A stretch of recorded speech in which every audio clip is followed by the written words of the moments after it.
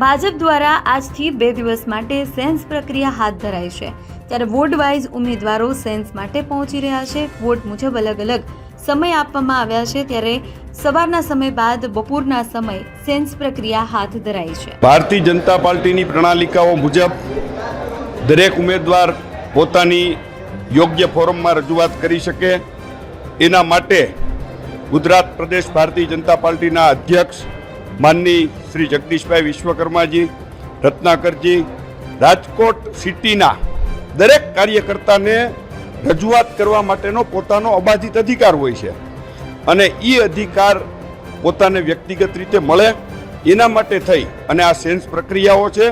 અને આ વખતે ખૂબ સારી વાત છે કે જેને ફોર્મ ભરવું છે એણે જ આવવાનું છે, કોઈ પણ પ્રકારની ટોળાશાહી નહીં। પાર્ટીને ખબર જ છે કઈ રીતે જીતી શકાય, કોણ જીતી શકે, કેવી રીતે જીતાડી શકાય, એ બધી પાર્ટીના લોકોને ખબર છે।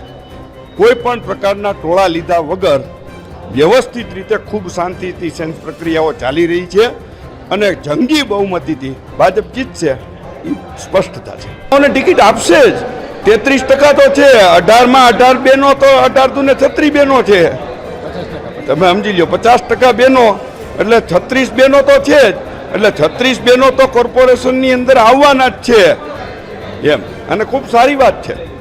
આભાર।